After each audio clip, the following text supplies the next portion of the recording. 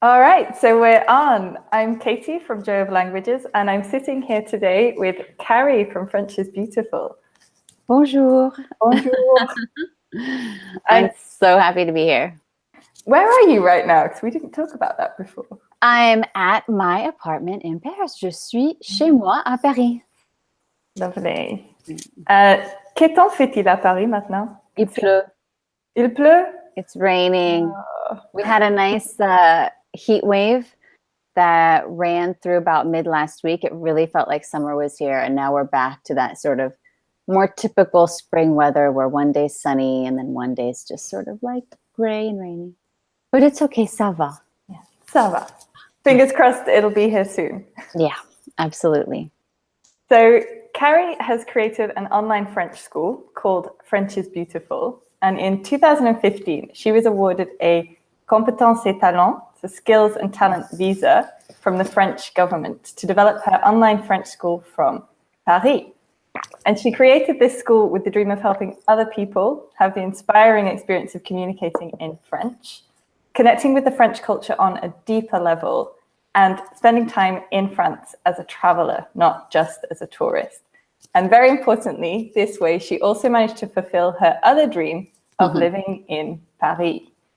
She's also got some very impressive qualifications and experience in the French language, which you'll hear more about shortly. For me personally, her enthusiasm for the French language and Paris is so contagious. So if you are learning French, you should definitely get over there and check her out on Instagram and on her website, French is Beautiful. And today, Carrie's going to give us some tips on how to learn French and tell us what it's like living in Paris. And she also has a special gift to give away for those of you learning French. So make sure you listen till the end to find out more about that. So we're going to do the first part of this interview en français, n'est-ce pas? D'accord, bah, comme tu veux. Ouais, on commence en français. Donc, et merci d'ailleurs, merci. Ah, de rien, c'est un plaisir. C'était très gentil, merci. Donc, maintenant, tu habites à Paris. Mm-hmm. Est-ce que tu peux nous expliquer quel chemin tu as parcouru pour en arriver là? Donc, j'ai fait une année d'études ici. J'ai étudié la littérature française à Paris 4, la Sorbonne, et aussi le piano classique à l'École normale de la musique. Et c'est comme ça que mon histoire avec Paris a commencé. Wow. Et je me rappelle, j'ai lu ton site que pour toi, ça a été un moment très important quand tu as eu le visa, compétences et talents. Oui. Est-ce que tu peux nous raconter un peu de tout ça?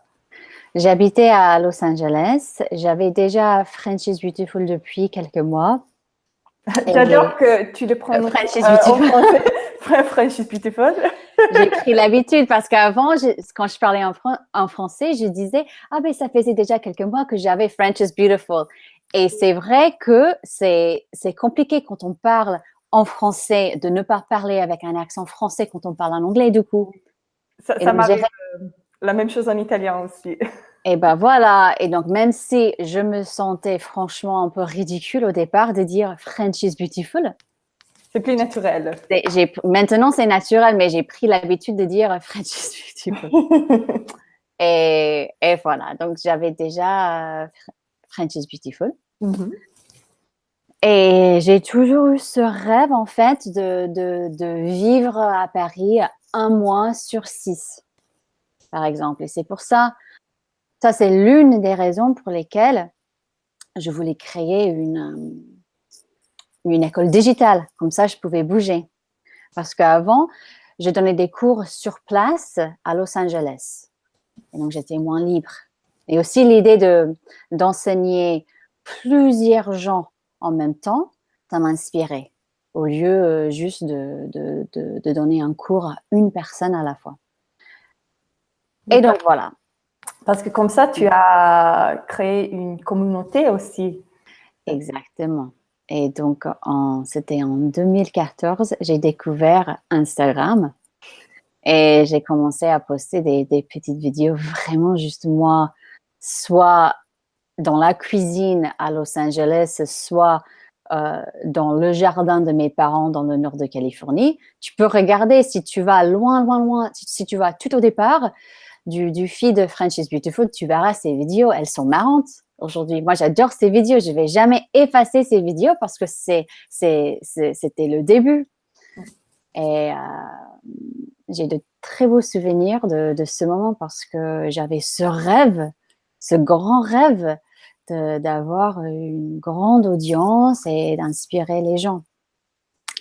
Et donc, j'ai su en fait que le gouvernement français avait ce visa compétences et talents. En fait, le visa, c'est ce que tu reçois au consulat et le titre de séjour, c'est ça que tu reçois une fois que tu as le visa et tu es ici en France. Donc, en fait, c'est un titre de séjour qui s'appelle compétences et talents. Ça n'existe plus, ça a changé, mais c'était un titre de séjour pour les gens qui faisaient rayonner la culture française, la langue française. Et donc, j'ai lu ça et je me suis dit, ben, c'est fait pour moi. Et donc, j'ai fait mon dossier et j'ai eu mon entretien, enfin, plusieurs entretiens. J'ai travaillé là-dessus pendant à peu près 6 mois et j'étais dans une boutique Kinko's FedEx à Los Angeles quand j'ai reçu l'email. Et j'étais genre la femme la plus contente de Los Angeles, je crois. Et j'étais comme une dingue. I was like crazy. Et j'ai pleuré. Et voilà. Et c'était un mail qui m'expliquait en fait que tout était bon. Et mon visa m'attendait au consulat à San Francisco. Et voilà. Ça, c'était en septembre 2015. Et donc, maintenant, parlons un peu de...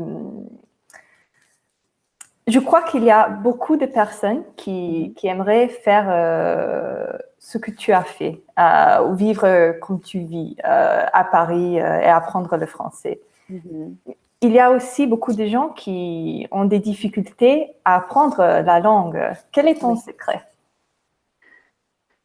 Bah, mon secret, en fait, je pense que souvent les gens ils ne réalisent pas à quel point il faut passer du temps avec la langue pour bien la connaître. Et peu importe si c'est le français, l'italien, l'espagnol, et les gens ils cherchent des shortcuts. Oui, des hacks. Et c'est pas, enfin, et ça se vend partout sur Internet. Mais c'est faux. En plus, je trouve ça dommage parce que ça détruit le plaisir d'apprendre. C'est un vrai plaisir d'apprendre quelque chose pour soi-même, surtout le français. Un bias. Hein. Mais, et donc, je dis souvent à mes élèves, la langue française, elle est vivante, elle est comme une personne. Il faut penser à votre chemin avec le français comme une amitié ou peut-être comme une relation amoureuse, j'en sais rien. Mais pour avoir une amie, il faut passer du temps avec. J'adore ça, c'est très joli. Merci. Et c'est important aussi. Oui. Oui. Moi, j'ai jamais. Oui, il faut vraiment du temps. Et maintenant, malheureusement, beaucoup de personnes pensent que c'est possible d'apprendre une langue très, très, très vite. Et c'est un peu difficile parce qu'après, tu te rends compte que peut-être c'est pas vrai. Tu essaies. Oui, et après, ils se disent, oh ben, je suis pas douée pour les langues. Exactement. Moi, j'entends ça tout le temps. Toi aussi, j'imagine. Oui, oui. Mais oui, absolument, il faut du temps et j'aime bien ça. Donc, penser au français comme si il était ton ami ou ton copain. Voilà. Ouais. Enfin, une énergie avec laquelle tu préfères passer ton temps libre. Et en plus, ça rend ce processus d'apprendre plus doux. Parce que c'est vrai que pour la plupart des gens, je comprends l'idée d'étudier. C'est une idée assez sérieuse quand même. Mais il faut que ça soit un plaisir. Surtout parce que, soyons honnêtes, on n'est pas obligé d'apprendre le français, sauf si on a déjà un boulot en France ou si on est maman ou papa des enfants francophones, peut-être, à la limite. Mais c'est un plaisir. Donc, tu es à Paris maintenant. Est-ce que tu peux décrire ta journée typique à Paris? Je n'ai pas vraiment de journée typique, sauf le dimanche. Et donc, ça, c'est quelque chose que j'ai... Enfin, ça a beaucoup changé. Enfin, il y a plusieurs choses qui ont beaucoup changé pour moi depuis que j'habite ici en France. Avant, enfin, il faut dire aussi que ça fait partie de la vie d'un entrepreneur. Tu travailles beaucoup, tu es très concentré, tu n'as pas beaucoup de temps libre. Donc, quand je suis arrivée ici, je bossais beaucoup.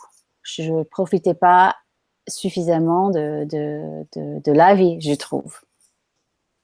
En revanche, grâce à mes amis français et juste grâce à la culture française, j'ai su mieux profiter de la vie. Et donc, moi, mon dimanche, c'est une journée sacrée. Le dimanche, je fais ce que je veux. Donc, par exemple, le dimanche, je vais lire. J'adore lire. C'est pour ça que j'ai le book club pour les femmes. S'il fait beau, je vais me balader dans le parc à côté. Sinon, je vais prendre un café quelque part avec mon livre.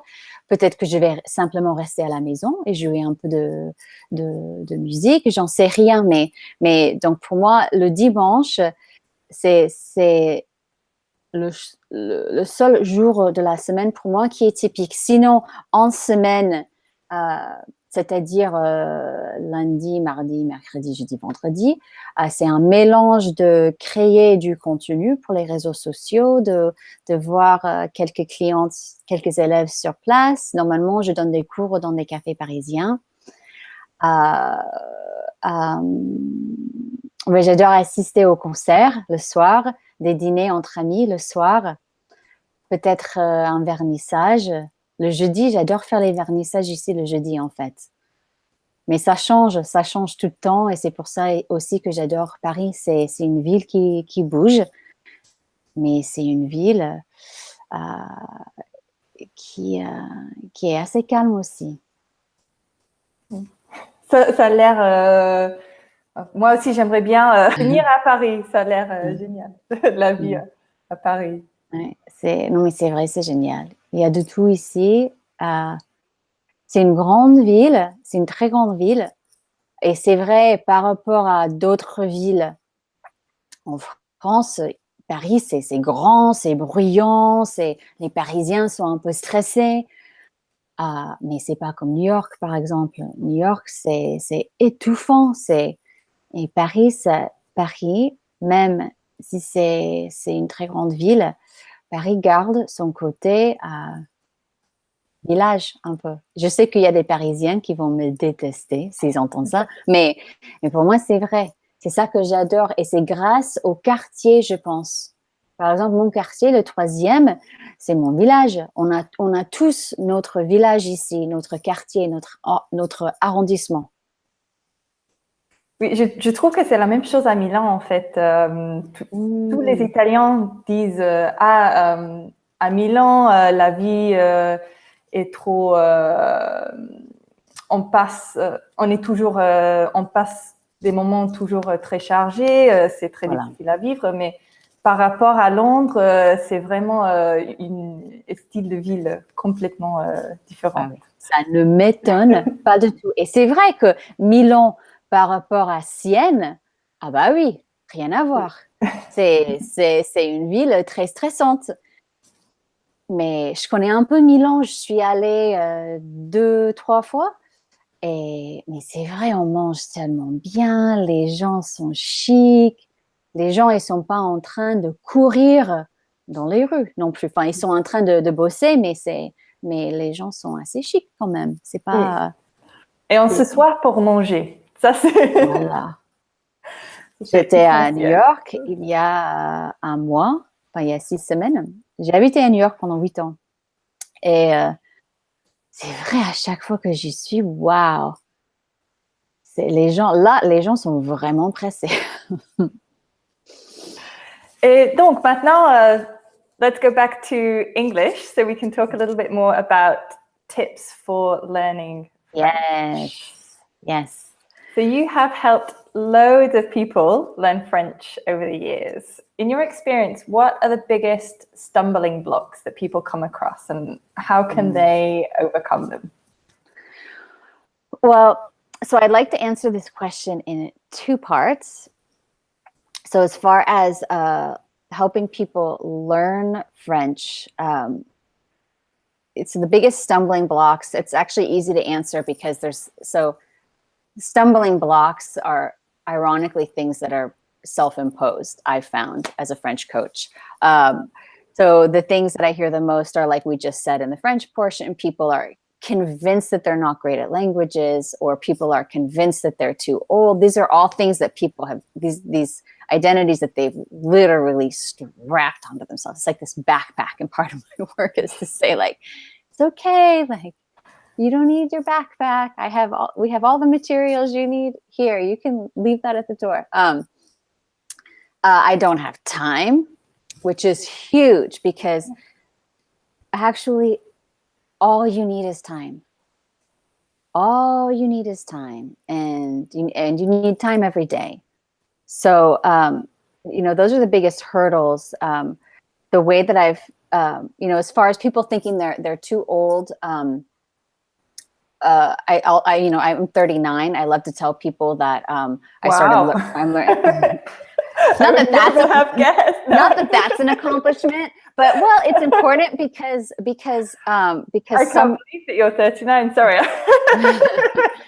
Get over the shock, then we can carry on with the interview. Well, no, but it's important. I've started just saying that more lately, because it is what it is, right? It doesn't really matter, but actually in some conversations it does. So this came up on an Instagram live the other day, because this woman, and I knew her age because she had it in her handle. I think she was 56. It's a lot easier to hear that from someone who's 39 than it is from someone who's much younger. Age is a sensitive thing, and I've coached a lot of people one-on-one that are over 40, over 50, even over 60. So, I started learning French when I was 18. And I remember, at that time that was old. It's all relative, because I learned Spanish in high school and then French in college. So I always remind people that it's all relative. Our insecurities, or our ego, whatever you want to call it, are really quick to look for reasons, which are really excuses. Why we can't do this. Yes. So age is a common thing that we grab onto. Also, as I just said, I've worked with a lot of children. So what I like to share with people is that, children just, I know that there are studies that have been done that have, given concrete, that have suggested reasons why children learn more easily than adults. But my experience spending a lot of time with children and a lot of time with adults is that children are really in the present moment. Children are not obsessed with time. I mean, understandably, they don't really understand what time is yet. Their concept of time is 24 hours, which is such a gift when you're learning a language, right? Yeah. They're not thinking of, a child is never going to ask me, when will I be fluent? Will I be fluent in 6 months? Can you imagine a child asking that? It's almost funny. So children, I believe, learn better because they're not obsessed with the process being done. They enjoy the process. They're also not afraid of making mistakes. So I encourage people in that way to just study every day. I say 10 minutes a day, but that's sneaky of me, because I know that if I can get someone to sit down for 10 minutes a day, that it's the sitting down that's hard. And that once they're sitting down, that they'll do it for like 45 minutes, because, but you have to, make time, just like you would make time to go have a coffee with a friend. So there's age, time, resources. a lot of people, say that they don't have the resources, which is a very real reason, and I'm sensitive to that. And I always inspire people to take a more French approach to their finances in that way. French people are very well organized when it comes to their finances, and they're very open about what their priorities are. So if you want to take a class, maybe go out to dinner a little bit less, plan for it. And then on that note too, there are so many amazing free resources out there. Like even just French is Beautiful. There's my SoundCloud page with hundreds of free lessons, the Instagram feed, and these are all, and lots of apps that other companies have made. These are all wonderful things as support. I really believe everyone needs a coach or a classroom. You need someone to organize the information for you and to lead you and keep you accountable. You need peers to support you. It's very hard to learn a language from scratch in a bubble with an app with this actually very random collection of points of information. Absolutely. Yeah. And often I find that people, going back to what we were talking about before, actually, is if people learn in that way, then after a while they get to this point where they feel like they've done loads of work, but they still can't speak the language. Yes. And then they write you and they're like, I'm just not good with languages, and yeah. I get messages like that all the time. Well, I've been using, such and such app for 3 months. And I'm like, yeah, so I always say, that's amazing. That's amazing. Good for you. But let's be honest, you have not been studying. Yeah. And like playing a video game and getting the language in your head on the subway to the morning. You've been getting exposure, but you've not been studying the language. Yeah. So you can't say you're not good at it. Absolutely. Yeah. Or particularly in terms of speaking, because then it's like, well, how much time have you actually spent speaking?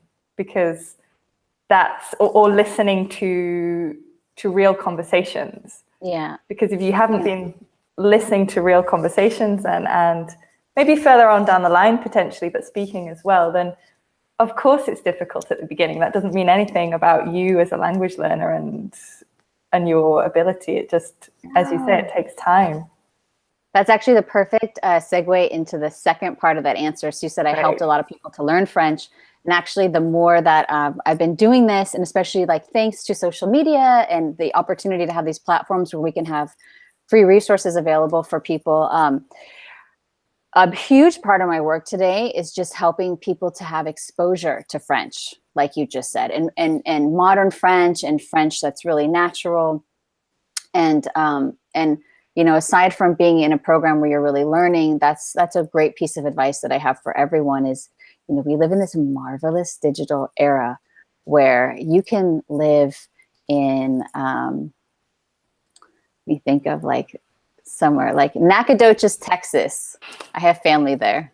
It would be the most random city for me to mention, except for I do have family there. And you can listen to French music all day long. You could listen to French podcasts.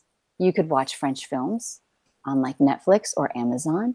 You could find someone to Skype with in French through like a community. I mean, like, even in my book club, there are French. So my book club is for women who love to read in French. There are French women in my book club. There are women learning French in my book club. I love the idea of these people connecting and just practicing with each other. So I think that it's a marvelous era that we live in where you can really bring whatever language you're studying into your everyday life and have that. I call it digital immersion, have a sort of digital immersion experience, which is great. Absolutely. Yeah, you can have a little Paris in Texas. Yeah, exactly. Or wherever you are. And I talk a lot about, on that note, passive learning. I think you just need to keep the process pleasurable. When I say listen to French radio, like Radio FIP, FIP is my favorite. It's my alarm in the morning. It's a great mix of talk radio and jazz and rock and reggae and classical and all this great stuff. And anyone can stream it anywhere in the world. Radio FIP, FIP. It's out of Paris. I don't mean that you need to sit down with your morning coffee and try and understand what they're saying or write down the lyrics. No, I just mean, be doing your thing. It's passive learning because you're you might not be actively learning vocabulary, but the soundscape of French is seeping into your brain, and that's going to help you when you're practicing your pronunciation next. Yeah, definitely. And also I find that doing that, even if you don't directly, some people might argue that you don't directly learn vocabulary and grammar, although I think that it is possible to some degree. You're also, I think, getting used to the language is so important because it makes it less intimidating when you're around it all the time. Absolutely. Yeah, and you're not getting grammar lessons, but what you're getting, I like to make this analogy. It's like when the new hit song is on the whatever. I don't even know if people even really listen to the radio anymore. I listen to French radio, but if there's a song you love or it was in a movie, right? And so then you go download it and you love this song and you listen to it all the time at the gym. And before you know it, you've got the lyrics memorized and you weren't trying to memorize them. The same thing sort of happens when you're listening to French podcasts or music. I'm not saying you're going to memorize the whole thing, but there's certain things that are going to stand out to you. And so, you might not get a grammar lesson, but say the phrase de temps en temps stands out to you. And you're like, de temps en temps, what is that? And you're trying to spell it in your head and you don't know. And then you realize eventually, oh, they're saying from time to time. And that's what it sounds like. And then, maybe eventually you might realize it's de temps en temps. And then you're like, oh, it's the liaison. But you just get used to the de temps en temps, de temps en temps. And that's great for French, as you know, which looks one way and sounds another. Absolutely. And also you're learning patterns as well, which essentially is grammar. If you're listening to things over and over again, you're learning the different types of sentence patterns that French people use all the time. Absolutely. And I think a huge part of a very important part of French grammar that is so helpful to learn simply by listening to interviews or watching films is when to use the passé composé and when to use the imparfait. Because I find it terribly not helpful.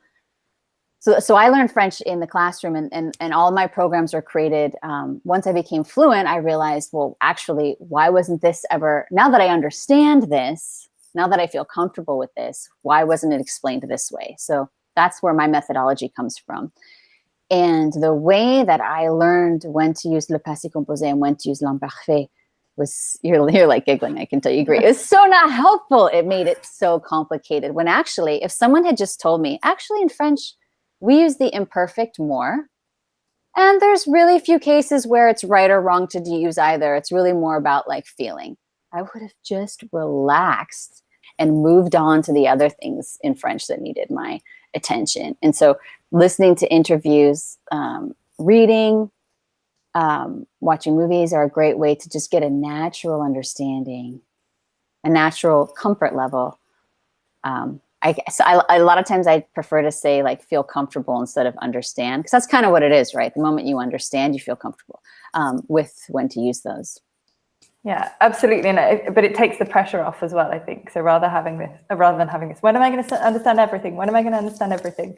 I've been learning Italian for almost 10 years now, and sometimes I still don't understand everything.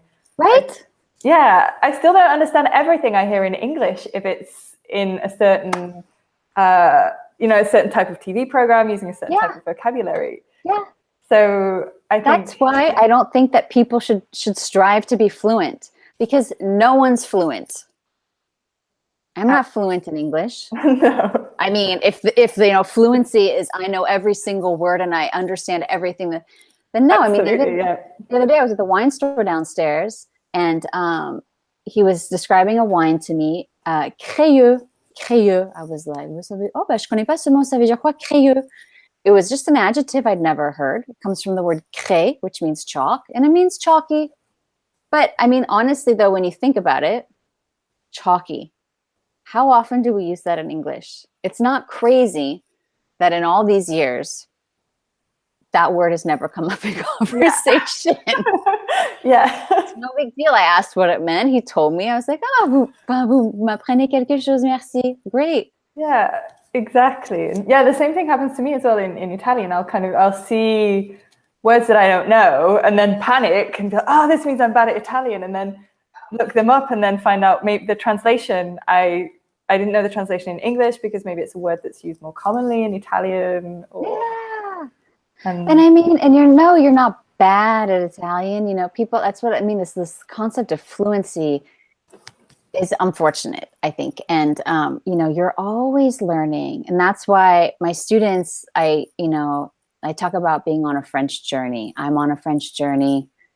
You're on a French journey. You're on an Italian journey. I'm on my Italian journey. I'm in the earlier stages of my Italian journey than you are. But, you know, and I like to put it that way because I want people to realize it's in the most beautiful of ways, it's a lifelong thing. And you're not learning a language to master it and impress people and, you know, fill in the blank. You're doing it because you love to learn, because you're curious about another culture, because you want to communicate, and you're bound to feel uncomfortable because it's not your native language. And then when you throw culture into it, it's really interesting, right? Absolutely. So great, because you find parts of yourself that are new to you. They're not new parts of yourself. And there is no endpoint, as you say. So that's why I love your approach, because if you have this, I've got an endpoint, which is fluency, then I think you're always going to be constantly dissatisfied because you're always where you are. There's always something missing. And there always will be. You know, for me, there still is with Italian, for example. Mm-hmm. And even for people who speak Italian a lot better than I do, there still is. Even for native speakers, there still is, as we said. So it's, I love that approach of just trying to, just enjoying the journey, as you said, seeing yourself on a language learning journey. Yeah, and it's, like I used to sort of roll my eyes and people say like, oh, it's about the journey, not the destination. The word journey. Easier said than done. It's not about the destination. But and I've been fortunate in my life. I've had some really, really, really great mentors that would say that to me. And now I'm getting closer to, my path with, business and, just like life in general, to where some of them were when they were giving me this advice. And I'm really starting to understand you don't ever, whatever it is, I'm getting a little philosophical right now, but whether it's learning a language or your personal life or professional life, you never get to like that place where you're like, oh, but when I'm there, then everything's going to feel like this. You never get there. And thank goodness, because you need to have some sort of a lamppost ahead of you, enticing you to always move forward and to be inspired. And, imagine how like, here's something to think about. So I have my dream of moving to Paris and this happens. So how boring if that was just like, oh, that's okay, turn the page. How boring. Like, no, I needed my dream to evolve. I've become so curious about viticulture, about style, about French philosophers.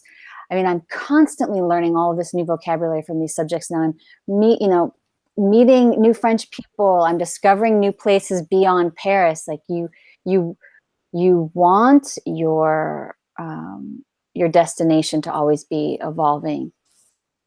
You always want to be on a journey. Yeah. And that's so nice for languages as well, because it means that you've always got something new to learn. If you can see that in a good way, then you're going in the right direction, I think, definitely. Absolutely. And on that note, sometimes people write me and they say that they're, I'm intimidated to speak French with French people, or I was at this French party the other night and, this woman was like, wouldn't stop correcting me. If you're ever in a conversation where you feel like you're being really criticized, or you feel like someone's not open to, having a conversation with someone who is learning, then just say, excuse yourself and say you're going to go to the ladies' room and find someone else to talk to. Like, there are plenty of supportive, and this happens in all cultures, right? I'm sure that I know there are Americans that are probably tough to talk to when, you know, you're learning English. But just find your people, find your supportive people that are going to support you on that journey. Absolutely. So that's another great tip for learning French. Do you have any other good tips for learning French?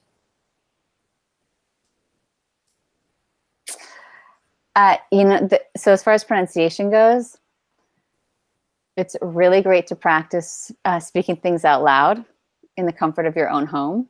It's really fun. It might feel silly. You can practice with your dog. You can practice with your, you know, I love the idea of people practicing with their little kids. I love the idea of families getting involved.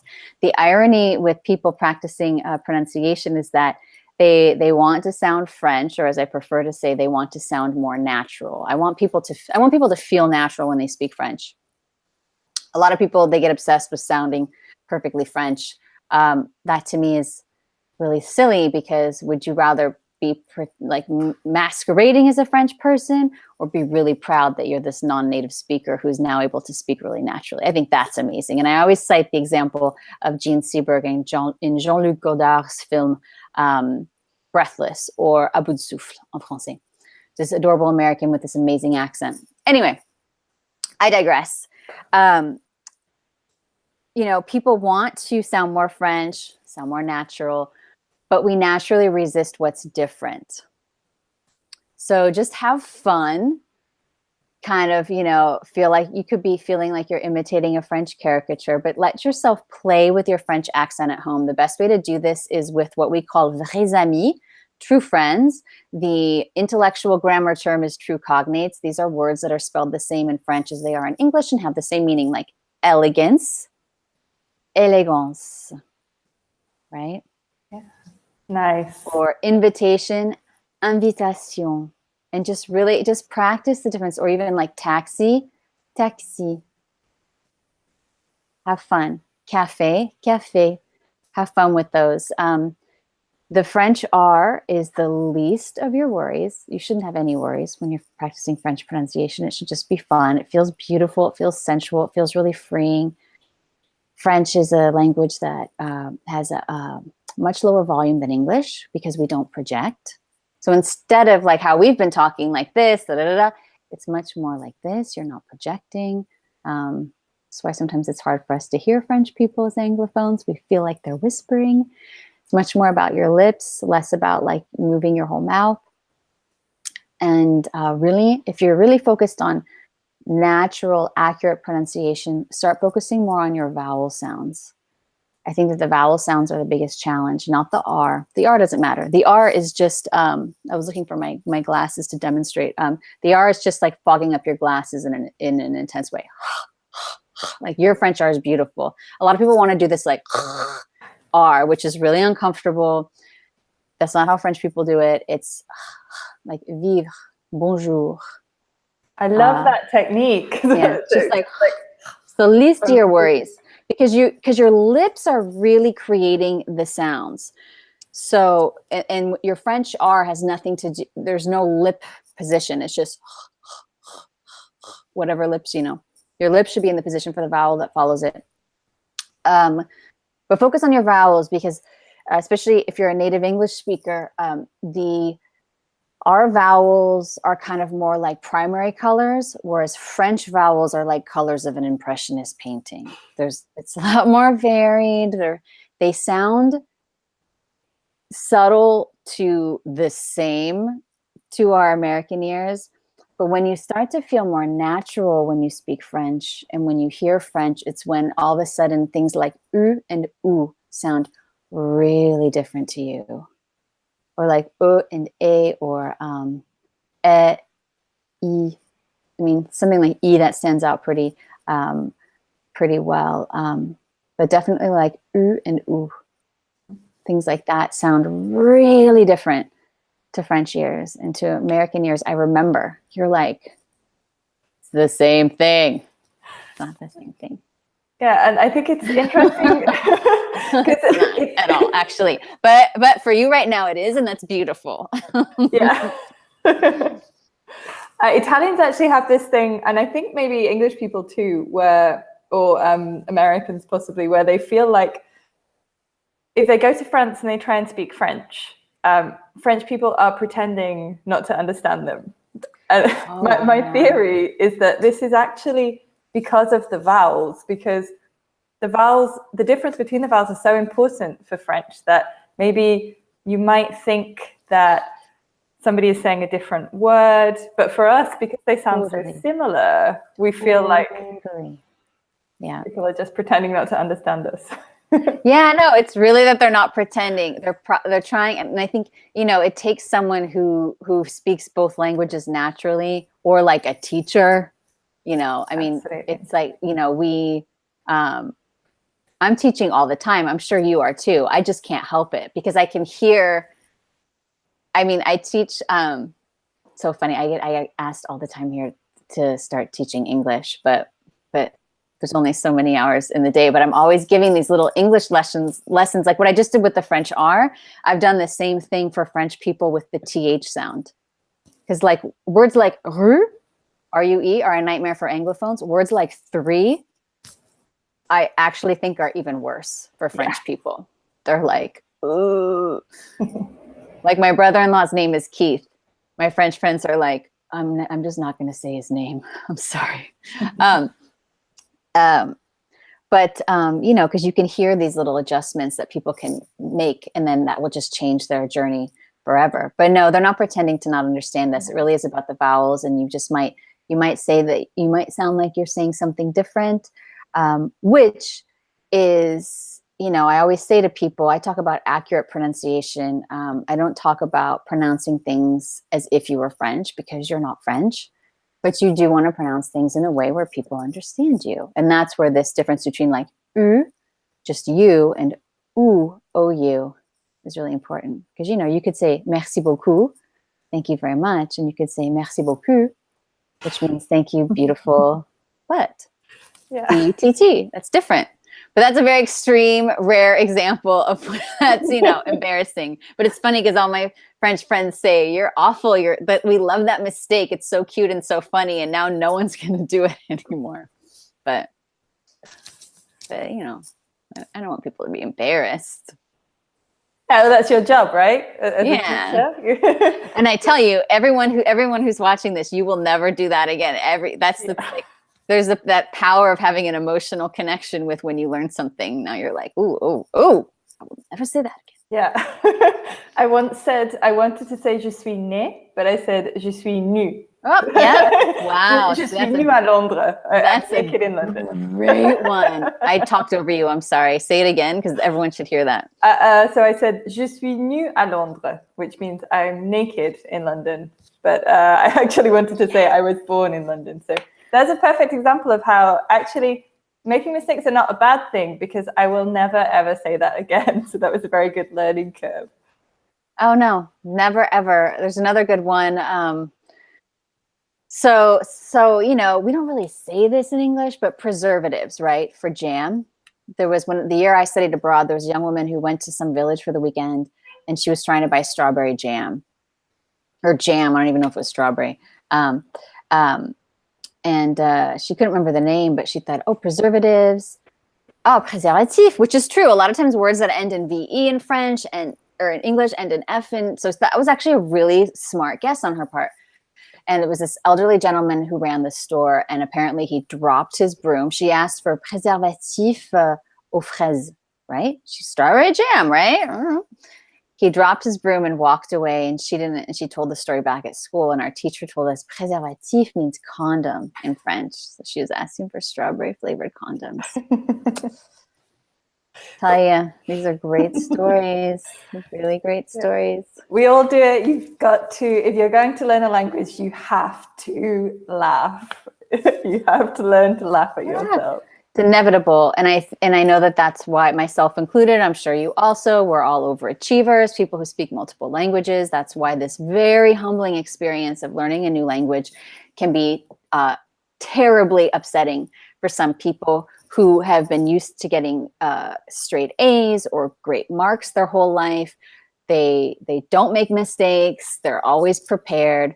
And but, you know, there's a difference between learning information perfectly from a book and then letting that information live and breathe and improvising, because you can't control every conversation you're going to have. You can't be prepared for every conversation you're going to have in any language. You need to be just as great at listening as you are at communicating. And I don't necessarily mean listening comprehension. I mean listening, being in the moment, being open to where the conversation's going to go, and not hoping and praying that the conversation stays within the limits of your vocabulary, which inevitably means you're going to make mistakes. You're not going to have all the answers. And if you think that someone is going to judge you for that, then you need to sit down and have a conversation with yourself, because it's actually you judging yourself for that. No one else cares. Absolutely. Yeah. That's hard. I know, but. So last question. Yeah. Finally, can you teach us some words or phrases that will help us sound instantly more natural in French? Yes, I can. This is a huge one. Okay, let me start with one that you can use anywhere, and then I'll give you one that you can use when you're coming to Paris, and then I'll talk about the gift away. So one that you can use anywhere. This is a common one. So we all know this phrase, j'adore, right? J'adore, j'adore. So this is a great way to practice your French. R, obviously, J''O''O''R''E, J''A''A''D''O''R''E. So as Anglophones, we're very expressive people, especially Americans. We love things a lot. Like, we don't just like something, we love it. And so the verb to love in French is aimer, A-I-M-E-R. Well, it's to like and to love. The verb adorer is to adore. A lot of Anglophones, they want to say, like, for example, I love ice cream. And they'll say, j'aime la glace. But that doesn't sound French, because j'aime la glace in French sounds kind of flat. It's like, I like ice cream. So if you want to say I love something, again, ice cream, for example, j'adore la glace. J'adore. And keep aimer for loving a person. And added to that, we don't say I love you, or oh, I love her in French like we do in English. Aimer is a verb that's really reserved for when you're talking to someone, and it's like someone you're really close to, like a parent or a romantic partner. Je t'aime, right? Je t'aime. That's really how you would mainly use that verb. You wouldn't say like, oh, his sister's amazing, je l'aime. You could, and everyone would understand you. It would be really cute. But you would say, oh, his sister's amazing, je l'adore. And what I've done there is I've taken j'adore and added an L-A for her, but then there's an apostrophe, because that's what we do in French. So it's je l'adore. So, it just started raining a lot again. Second tip. So when you're in France, one of the reasons that people, especially in Paris, is a very international city, all the waiters speak English. People complain a lot to me saying, I study my French, and then I get there and I'm in the cafe and I try and they speak back to me in English. Well, here's a way I can't guarantee you they won't speak back to you in English, but this is definitely going to up your chances for them speaking back to you in French. People learn in a lot of audio programs to say je voudrais for I would like. That's how we speak in English. It's not that we don't ever say je voudrais or il voudrait in French, but we don't say it that much in restaurants or cafes. What we say, and this is going to sound crazy, so you have to take a leap of faith with me, but I promise it's true, is I take. And the way that we add the politeness of the conditional tense to that is with a s'il vous plaît. So, for example, later today, I'm going to go meet a friend for coffee down in the 7th arrondissement, and I'm going to have a coffee. I'll say, je prends un café, s'il vous plaît. Or I can actually just say un café, s'il vous plaît. Yeah. But it's je prends, not je voudrais. Now, why? So this saying je voudrais just clues them into the fact that it's not natural for you to speak French. And the fun thing is that it doesn't matter if you say it with an accent or not. So I could say je voudrais un café, s'il vous plaît. Or I could say je prends un café, s'il vous plaît. Both of them I'm using my American accent, but je prends un café, s'il vous plaît, I sound natural. That makes sense? Like I sound like I sound like someone who's used to speaking French. Absolutely. Right? Yeah, and that's interesting because that's quite similar in Italian as well. So very rarely in Italian do people say vorrei un caffè per favore, like all three together. So I would like a coffee, please. Quite often people just say un caffè, grazie. Right? And let me try because I love this. I'm getting like a mini Italian lesson. It's io prendo, right? I take. Absolutely. Yeah, you can say prendo. Yeah. Prendo. Yeah, absolutely. Yeah. That's another thing that I remember from Italian. You guys, you don't have to use the subject as much. Whereas in French, it's always je prends, but in Italian, I could say prendo. Yeah, right? That's right. It's amazing. See, all these different but yeah, if I walked in and I said, per favore, vorrei un they'd be like, wow. She's really trying. That's awesome. It's not natural, but she's trying. And I think that's why it's so interesting learning French with you, because you're American, and you have the experience of an American living in France as well. So you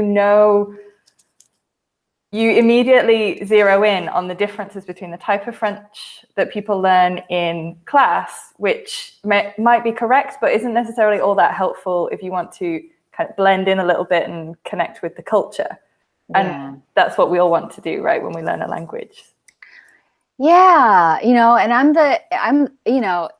I know I talked about being an overachiever a bit. It's like, when I studied French, I was really obsessed with speaking it perfectly. I was studying French literature by the time I got, I went to UC Berkeley before I came here for a year. And then I was at the Sorbonne. Like, it was very, education's always been important to me, but it was also very important to me to do things with excellence, which is a great thing. I don't think it's a bad thing. But it was also a different time. Believe it or not, there was no YouTube. So long ago. I couldn't go on and just be like, how do Parisians sound? But when I got here, I didn't know. I mean, I could discuss Baudelaire poems and I felt really great about that, but I had a terrible time at the post office. I would go out dancing with friends and start talking to people and they'd say, oh, you're so cute. You sound like Molière. Molière is like the French Shakespeare. I was like, no. I just want to. So it was a really good lesson in humility for me. And also I'm trying to put this in a very precise way because I value institutional education so much, but also, there's also the school of life and experience. And neither one does not replace the other, but they're both really, really rich. And then I just talk about the giveaway. Yeah, exactly. Tell us about your giveaway. So everyone who's coming to Paris this summer, or honestly, if you plan to come to Paris ever, which I assume you do if you're here, just plan to come to Paris. Say you're planning to come and watch, it'll happen. So I have a gift away. It's not actually, I'm not calling it a contest or a giveaway because everyone wins. All you have to do is go to my Instagram feed, French is Beautiful. There's a black and white video with the Eiffel Tower. The rules are there. Essentially, just post a picture of Paris, could be yours or someone else's, just credit them in your feed. Tag at French is Beautiful in the caption. Use the hashtag Paris is Calling. And then on May 12th, and sign up for the French is Beautiful newsletter on FrenchIsBeautiful.com. And on May 12th, you will receive a gift from me in your inbox. It's a surprise, but you can probably kind of guess what it is. It's a little present handmade by me with my voice that will help you to have a very natural, very Parisian experience when you come to Paris. Et voilà. Yeah. I'm going to have a go at that too, I think. Absolutely. And I love your blouse. I love your tie. You are so, where do I, haha. So, one of my heroes is Yves Saint Laurent. Yeah. Yeah. Because you can see the logo there. That's a copy of the original logo. You can see this huge book here. Not only for his creativity, but I just think he was such a generous person. And I love that quote, sans élégance de cœur, il n'y a pas d'élégance. Without elegance of heart, there's no elegance. And you are so Yves Saint Laurent today, ma belle. Just for the French interview en français. You're amazing. In theme. Bravo. Bravo. So for people watching at home who want to learn more about French is Beautiful and who want to follow you, they definitely should, because you're always posting lots of useful things for learning French. And there's the book club that's free. If you go to Facebook, you can find the ladies book club, which is totally free, and it's just a great community. Fantastic. So they can find you in the book club on French is Beautiful Facebook. Exactly. And where else? So on your Instagram? There's the Instagram. Well, the easiest thing to do is to either go to the Instagram. Everyone should go to the Instagram and start following the Instagram. If you love Joy of Languages, you're going to love French is Beautiful's feed too. And then the Facebook page for French is Beautiful. Within that, you will see 2 groups for women, French Love, where we just share about all sorts of things that we love about French in Paris. That's mainly in English. And then the book club, where we read a book together. Currently, we're reading Bonjour Tristesse by Françoise Sagan. And it's really fun. Every week I post a video where I read 3 pages of it somewhere in Paris. And then we have a little discussion in the comments after. And the website, FrenchIsBeautiful.com, to sign up for the newsletter. I have a couple of different newsletters, ones to know about new courses and products, ones for daily pronunciation emails, ones for just fun French content that I send out over the weekend. And then also on there, you'll see the Vimeo page with videos, the SoundCloud page with hundreds of free audios. There's a lot of content. So Instagram, Facebook, and the website, French is Beautiful. Awesome. And you'll find the links to all of these things in the comments below as well on YouTube. Great. Merci, all right. Thank you. Merci, Carrie. I'm so glad that we finally got to do this. Moi aussi. Donc, ouais, je te souhaite une très belle journée et à très bientôt.